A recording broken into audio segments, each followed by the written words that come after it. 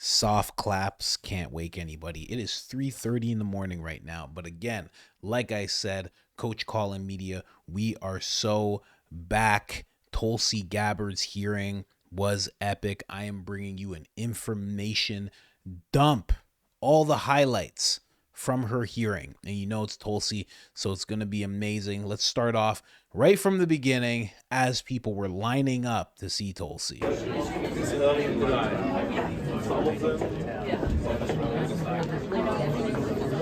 Marla. Hello, good morning. This is the line for Tulsi's hearing. I'm like number 3. I think it's just one line. Long line of people to see Tulsi. And let's just start it right off. Let's go. And there might be some overlap with some clips. If that ends up happening, because I think I got like 20 here, maybe 20, 19, something like that. So if there's any overlap, I'm just gonna stop the clip and then I don't want you guys to have to watch it twice or 3 times or anything. So let's go. Now, before I close, I want to warn the American people who are watching at home. You may hear lies and smears in this hearing that'll challenge my loyalty to and my love for our country. Those who oppose my nomination imply that I am loyal to something or someone other than God, my own conscience, and the Constitution of the United States. Accusing me of being Trump's puppet, Putin's puppet, Assad's puppet, a guru's puppet, Modi's puppet, not recognizing the absurdity of simultaneously being the puppet of 5 different puppet masters. The same tactic was used against President Trump and failed. The American people elected President Trump with a decisive victory and mandate for change. The fact is, what truly unsettles my political opponents is I refuse to be their puppet. I have no love for Assad or Gaddafi or any dictator. I just hate Al-Qaeda. I hate. So I wanted to start it there just because that's what she was saying near the end. And it's going to make the rest of it kind of make sense. I mean, I've said it in the other videos that I've done about these hearings. It's a nasty game that these people play when they're in these hearings. I'm going to start with some good stuff. But, again, we're just going to work through it all. So listen to this. I'm dismayed by the attacks on Ms. Gabbard's patriotism and her loyalty to our country. For instance, Hillary Clinton has smeared Ms. Gabbard, calling her an asset of a foreign nation. Let me remind everyone that Ms. Gabbard has served in our Army for more than 2 decades. She has multiple combat tours, and she still wears the uniform to this day. She has undergone 5 FBI background checks. I spent more than 2 hours last week reviewing the latest, putting eyes on more than 300 pages. It's clean as a whistle. It's fine that we have differences of opinions on policies and programs. I suspect some of my Republican colleagues might disagree with some of Mrs. Gabbard's votes in the House of Representatives. Just as I suspect that some of my Democratic colleagues might criticize Ms. Gabbard's statements and actions since she saw the light and left the Democratic Party. But I sincerely hope that no one today will impugn Ms. Gabbard's patriotism and integrity. Man, about time somebody said that in terms of the background checks and everything, because Hillary did smear her that way, and that's been like an ongoing thing. And she was even put on, I'm sure you guys already heard about it, if not from this channel, from another, that she was put on a terrorist, a domestic terrorist list, I believe. And she was getting these crazy evasive searches and getting held up whenever she would fly anywhere because she was some kind of risk. And this all only started happening after she decided to support Trump in his campaign. Wild. All right, let's go. I think this is another good one, like in her favor. All members of this committee were offered the opportunity for individual meetings with Tulsi. And if you chose not to meet with her, it's on you. I've done my homework, and here are the facts. Tulsi Gabbard's historic life began at birth. She's the first American Samoan-born member of Congress, period. She graduated from Hawaii Pacific University with a degree in business administration with a concentration in international business. In 2002, at age 21, Tulsi became the youngest woman in America ever elected as a state representative. That was not enough. In 2003, she joined the Hawaii National Guard. When deployed, in her re-election, her opponent raised the issue, could you serve the people that elected you if, in fact, you were deployed? What did Tulsi do? She withdrew from her re-election campaign in order to continue to serve our country in the war on terror. This would not be the first or the last time Tulsi put her country above her career. After multiple deployments and serving in the Hawaii City Council, she was elected to the United States House of Representatives, where she served 4 terms. Throughout her political career, she maintained her military service either in the National Guard or the Army Reserve. Media stories and anonymous rumors have questioned her qualifications, her patriotism, and whether she can be trusted, just to name a few. I refuse to question the qualifications of a woman who's worn the uniform of her nation for 22 years and never taken it off. No fewer than 5 times has the Department of Defense reviewed her security clearance and extended it. Every single time. If Tulsi's guilty of anything, it's that since she was born, her views, opinions, and beliefs have evolved to reflect her life's experiences. Winston Churchill once said, "Those that never change their minds never change anything." She served her city, her state, her country, while winning the support of the people she represented. She's fought in war, and yes, she's tried to stop wars. At the ripe age of 43, Tulsi has the life experiences that match or exceed most members of Congress. Tulsi was serving in uniform 3 years before some of us here today voted to create the Director of National Intelligence. Chairman Cotton, Vice Chairman Warner, members of the committee, it's my honor to support and to introduce to the committee Lieutenant Colonel Tulsi Gabbard. Thank you, Mr. Chairman. Thank you. Imagine all of that you just heard, and Hillary Clinton's just like, "Oh, I think she's a Russian agent. I think so. I don't know." Absolutely crazy. It's funny that her and Hillary went at it there, and Hillary's calling her a Russian agent. And then Tulsi's patriotism, her alliance, her dedication to the country is in question, and Hillary Clinton's isn't ever. What? What do you mean? Like, imagine somebody giving that speech that this guy just gave about Tulsi, about Hillary. And then she destroyed all of her emails in that historic day. A lot of people think she poured liquid bleach all over those laptops, but it was a program that acts like bleach inside of the computer. They then took hammers to those laptops and smashed them repeatedly. She then looked at her husband and said, "You may be the president, but I'm going to tell you what to do every step of the way," as she held him by the scruff of his neck while they were inside of their kitchen. The maids were scared, and so were the butlers. But Hillary didn't mind that. Can you imagine? Of course none of that's true. She's a good lady. I'm just kidding. I'm a comedian. Sorry. Here, let's play the next clip. My concern has to do with the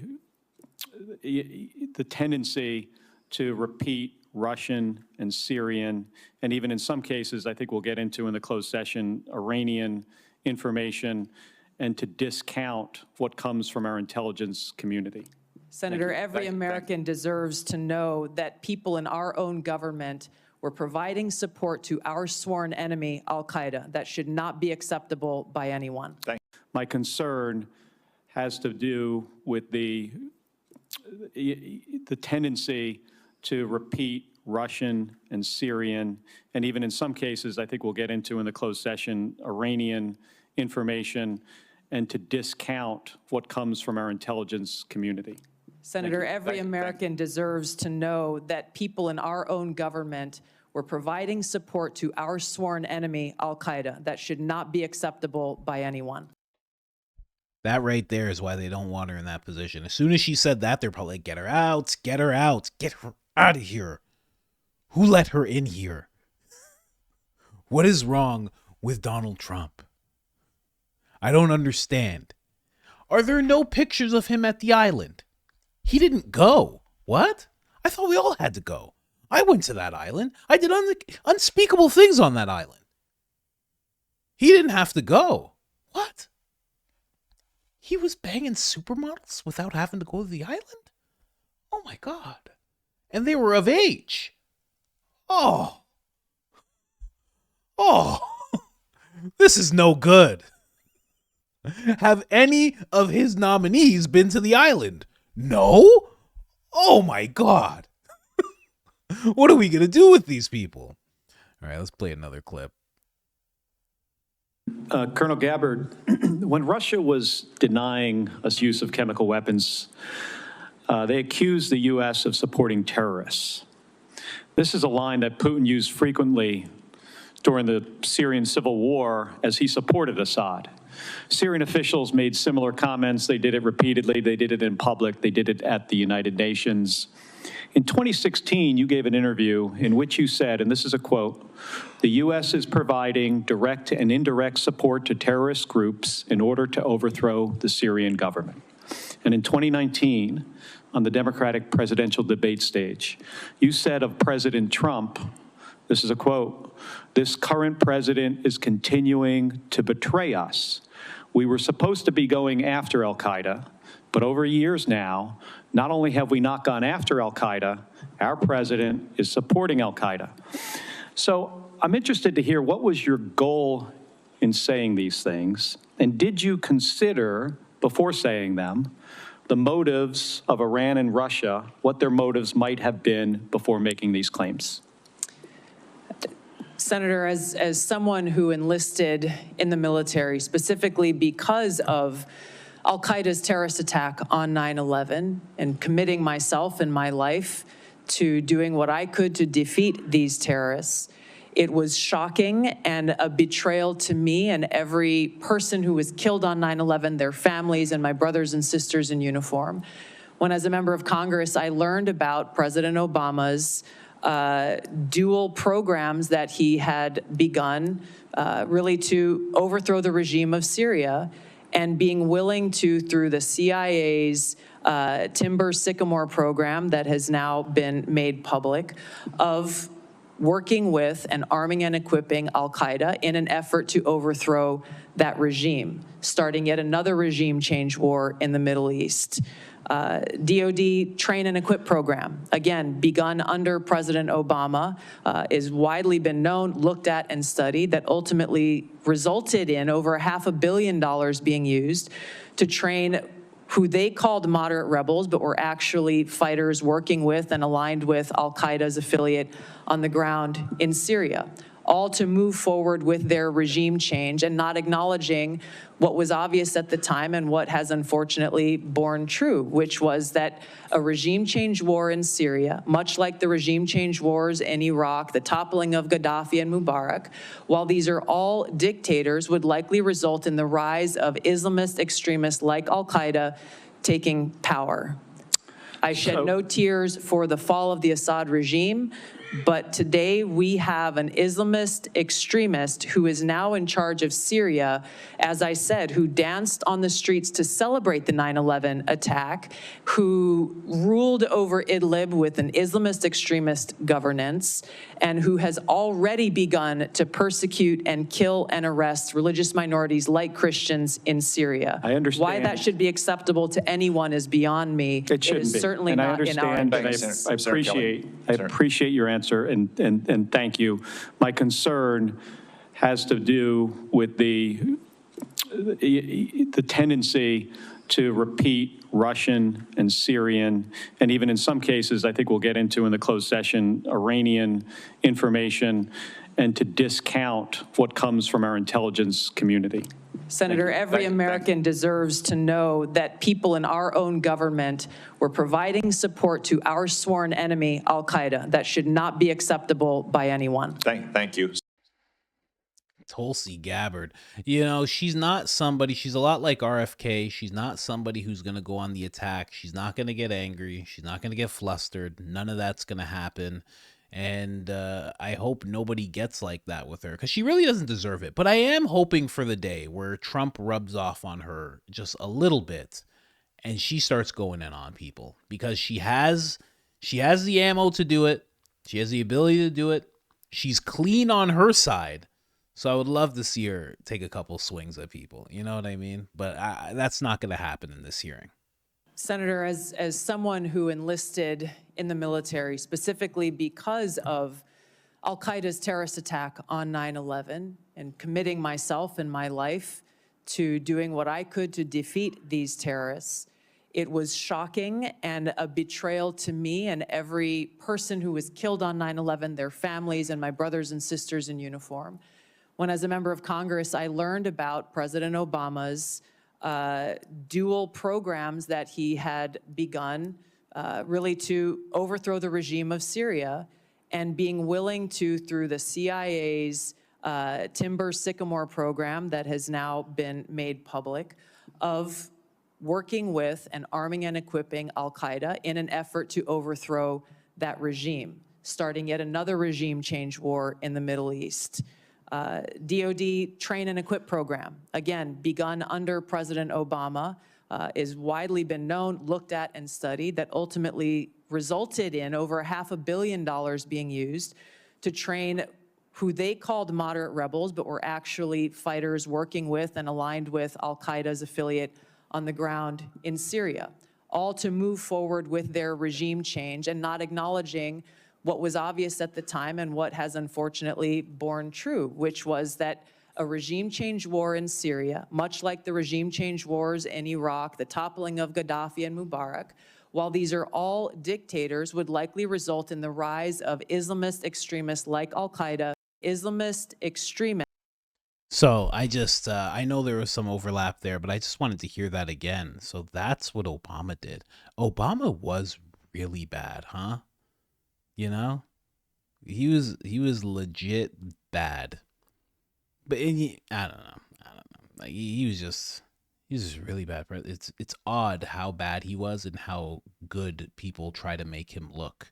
You know, on my main channel, I cover how Joe Rogan has evolved on Obama. He went from saying he's the greatest president that we've ever had to now he's just lost all respect for him because of the lies. But a lot of people were caught up to that right away. You know, I can't say I was one of them.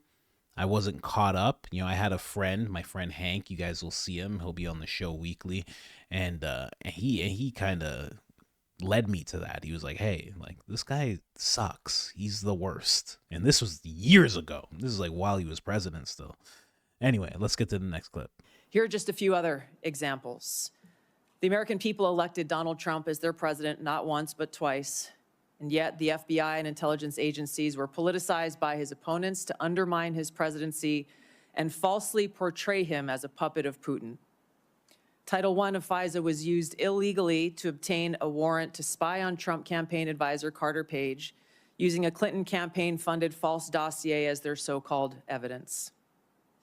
Biden campaign advisor Tony Blinken was the impetus for the 51 former senior intelligence officials' letter dismissing Hunter Biden's laptop as disinformation, specifically to help Biden win the election.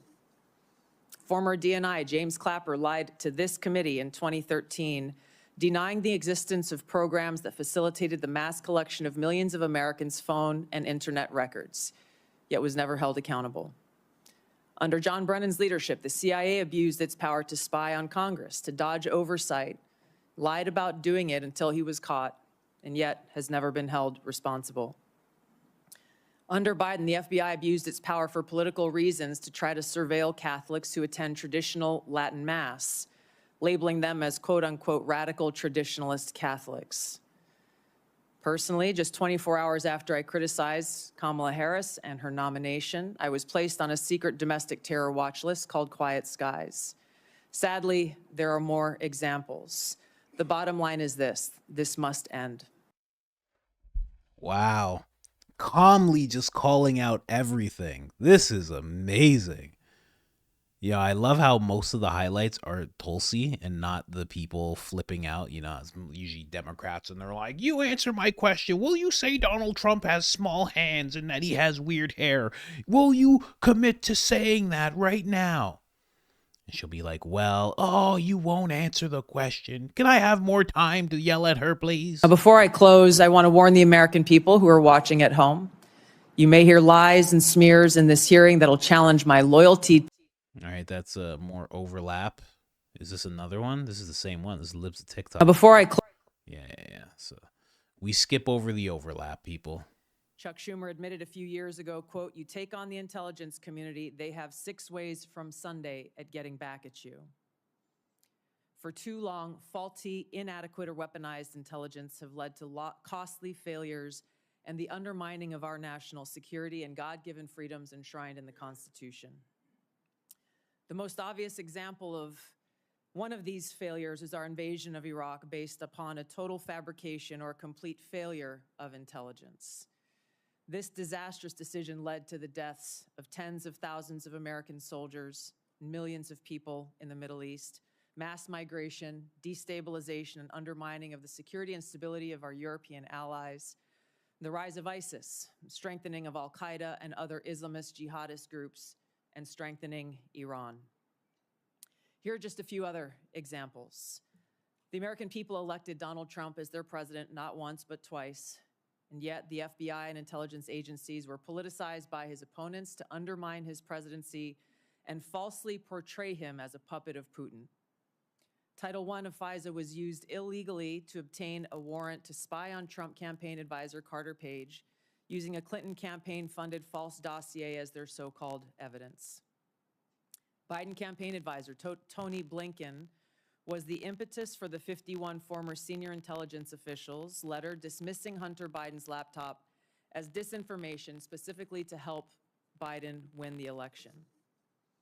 Former DNI James Clapper lied to this committee in 2013, denying This is overlap, but I want to hear this again. Sorry. the existence of programs that facilitated the mass collection of millions of Americans' phone and internet records, yet was never held accountable.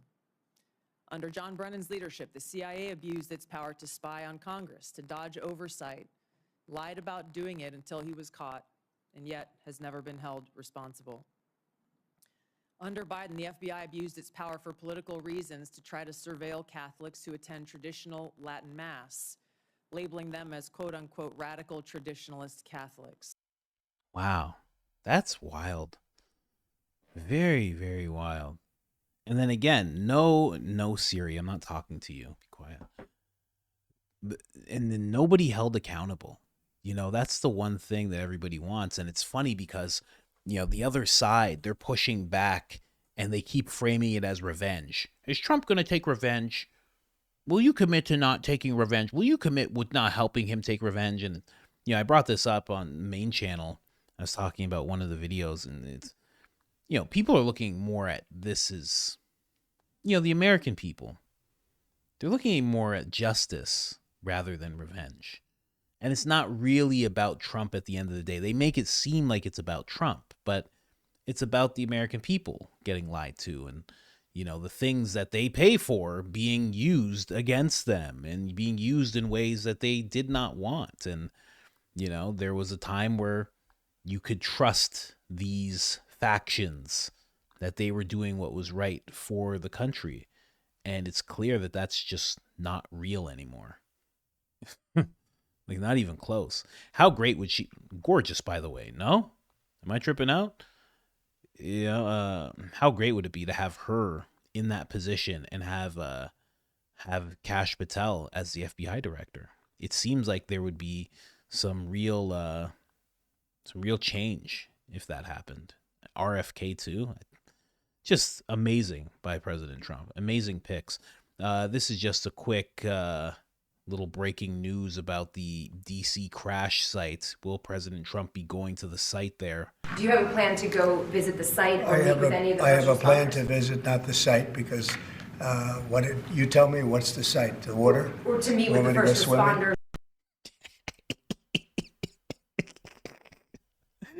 Oh, Trump's the best. Oh, what's the site? What do you want me to do? Go swimming? Well, what are you saying? What are you saying? You want me to go take a dip? Huh? No, I'm not going to the actual site. I'll be around there. Don't worry about it. You coming or not? I want to make certain that in no way does Russia get a pass in either your mind or your heart, or in any policy recommendation you would make or not make.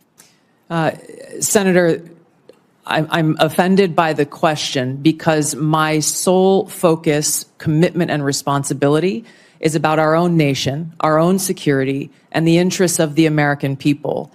In carrying out the responsibilities of the Director of National Intelligence, if confirmed, no country, group, or individual will get a pass in my fulfilling that responsibility of providing that full intelligence picture so that you all can make the best informed policy decisions for the safety, security, and freedom of the American people. You have my commitment to be completely objective, unbiased, and apolitical, and I hope you understand my commitment to our country's interest. I want to make certain. It's still so crazy that she's answering for her loyalty. And no one who's questioned it. No, when has anybody ever questioned AOC's loyalty to the country? You know? What? Someone who's like for things that destabilize the American people. She's never gets questioned about her loyalty. You know, Hillary, again, never gets questioned. None of these people ever get questioned. But her, the one that's straight and narrow and serving the country, and she gets questioned. The one who called out the Democrat Party for doing things that were unscrupulous to the point where she had to leave, and now she's a Republican. She gets put in question. Very interesting. Very interesting the way that works. You know, and just the fact that this guy said that. Does Russia, I hope Russia doesn't get a pass in your mind or your heart? What are you? I'm telling you, there should be somebody in every committee, in every hearing, that just says, hold, sir, who just said that, what are you talking about? There should just be a what are you talking about guy at every hearing that just looks, he stops everything. You know, whoever is just saying something ridiculous, he stops everything and he says, what are you talking about? And they just have to explain themselves. No interruption, no hyperbole, no arguing, no debate, nobody screaming over them. They just have to explain themselves. Because what is he trying to say there?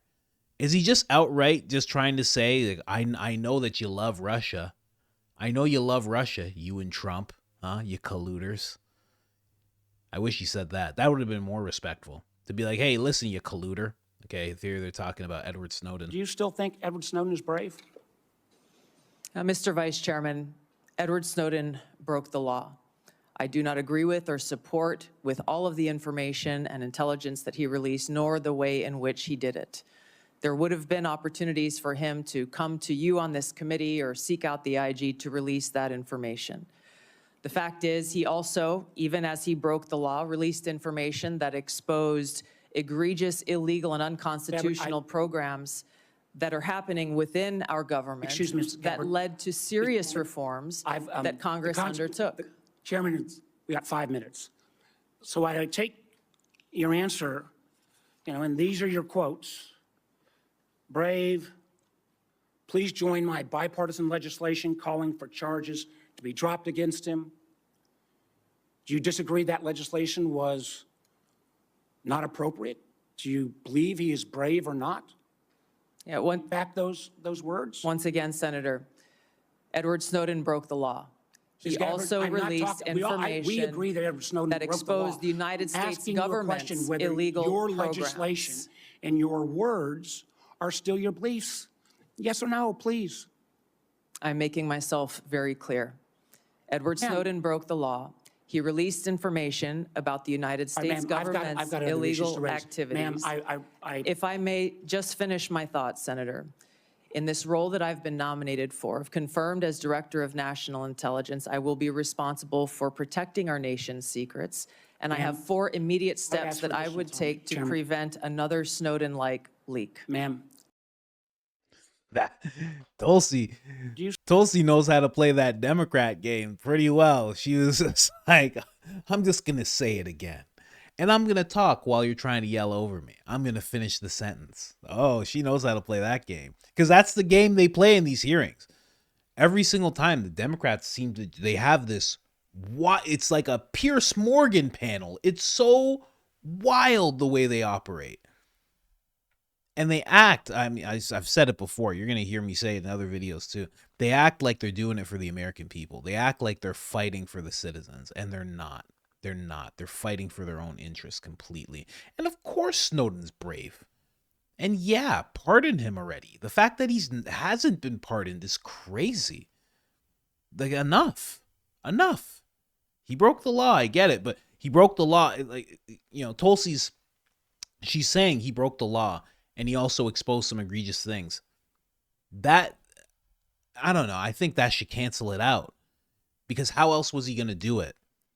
You know, because what they're really saying is he had some things that he couldn't tell to the American people, but he felt like the American people should know. So what he should have done, instead of going to the American people, is he should have went to the people who would have said, you can't do this, and if you do, we're going to put you in jail. And as a matter of fact, since you brought this to us, to our attention, we're going to put you on a list. We're going to start looking into you. We're going to get all around you without you even knowing it. And the second you try to do anything like that, we're going to grab you up and we're going to put you in jail for the rest of your life. That's like he should have done that, really. I mean, it would have been very nice if he did that instead. He's not going to do that. Honestly, he did it the right way. You know what I mean? I mean, his life is terrible now, but, you know. Senator Kelly. Thank you, Mr. Chairman. Colonel Gabbard, when Russia was denying us use of chemical weapons, they accused the U.S. of supporting terrorists. This is a line that Putin used frequently during the Syrian civil war as he supported Assad. Syrian officials made similar comments. They did it repeatedly. They did it in public. They did it at the United Nations. In 2016, you gave an interview in which you said, and this is a quote, "The U.S. is providing direct and indirect support to terrorist groups in order to overthrow the Syrian government." And in 2019, on the Democratic presidential debate stage, you said of President Trump, this is a quote. So this is more overlap, guys. I'm just going to skip that one. There is somebody who actually said, Senator John Cornyn just announced he will vote yes on confirming Tulsi Gabbard as Director of National Intelligence. This is huge because he was one of the people that was actually, at first he was opposed, just like pretty much everyone was that wasn't a Republican. So it's very good that he actually stepped up and decided to do this. They should all be doing this. Breaking news, I had this lined up. Senator Ron Johnson subpoenas the current HHS for Anthony Fauci's emails, which is so interesting that you can really see how Trump moved these puzzle pieces, because RFK is going to get confirmed. He will be the one to go and get those emails. He will have the authority to say, I want all the emails. I want all the emails and all the correspondence. And they will have to just hop to and do exactly what he says. But it's already underway. So when RFK gets confirmed, he's going to be helping that happen. And I don't know what happens from there. They want his emails. I don't know what that turns into. A lot of people were saying that once you have this pardon that he has now, that you can no longer plead the fifth, I believe. So if you are brought to trial, you know, they can basically just make you squeal. So we'll see what happens. I don't know. But it seems like there is a way around this pardon that he's getting. This is Senator Josh Hawley and Jesse Waters. Jesse is talking to him about why he might be a little afraid of Tulsi getting confirmed or not. Do your Republican colleagues understand what's going to happen if they vote down Tulsi? You know, I don't know. And I have to tell you, I'm worried by what I hear from some of my Republican colleagues. I'm worried that her nomination may be in jeopardy. And I'm just worried about what that will mean. It will mean that the reforms that we desperately need in the intelligence space, let's not just pretend everything is fine and dandy and hunky-dory in the intelligence community. It's not. Besides the fact that they have missed major issues. I mean, and besides the fact they misled us on COVID, for example, for so long, we need reform to stop the abuse of things like FISA Section 702, stop spying on Americans. I hope Tulsi gets confirmed because we need that kind of reform. Well, now I'm worried that you're worried, Senator, and that's not a good thing. Tell me about who your Republican. So he's a little worried about what he's hearing. I don't think there should be much to worry about. I honestly, you know, the thing that makes me confident she'll get confirmed is the same thing that makes me confident that politics is rather dirty. I don't know who's going to do it. I don't know who's going to handle it. Maybe it's Barron. Maybe Barron's pulling people into rooms. Someone is having a conversation with each of these people individually. And it's not a skiff and it's not on record, but they're going to say, President Trump is here. He wants who he wants. And are you going to be the one to stand in front of me? I don't know who's doing this. I don't know who's the person having these conversations. You tell me in the comments. But are you going to be the one to tell me that you're saying no to the president? That's going to happen. In fact, that's happening right now. Everybody is getting a talking to. That's what's happening. That's just, sadly, that's the way politics works. They will say one thing. They'll be like, I'm voting no. And then somebody's going to come to them and say, I heard that you're voting no. And they're just going to have a talk with them. It's not going to be threatening. I'm not talking about threatening. I'm not talking about mob stuff.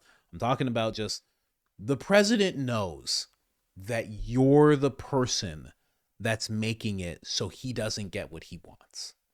Do you want to be that person? And they're going to fold like Mark Zuckerberg. They're going to fold like Mark Zuckerberg on Joe Rogan in front of a laptop story. You know what I mean? They're going to fold. Anyways, guys, this is what ended up happening at the end of Tulsi's hearing. Standing ovation, of course.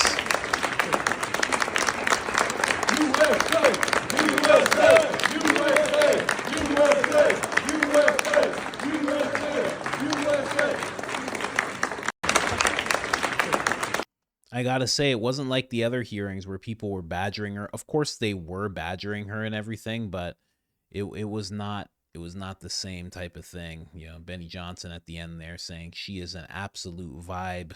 Oh, Benny, we're too old to talk like that. Hey, it's okay. Leave that for the streamers, Benny. We're too old to talk like that. Anyway, let's end it off with this. There might be some overlap in this one, but I thought it was a good way to end it. The fact is, what truly unsettles my political opponents is I refuse to be their puppet. I have no love for Assad or Gaddafi or any dictator. I just hate al-Qaeda. I hate that we have leaders who cozy up to Islamist extremists, minimizing them to so-called rebels. As Jake Sullivan said to Hillary Clinton, quote, al-Qaeda is on our side in Syria. Well, Syria is now controlled by an al-Qaeda offshoot, HTS, led by an Islamist jihadist who danced in the streets on 9/11 and who was responsible for the killing of many American service members.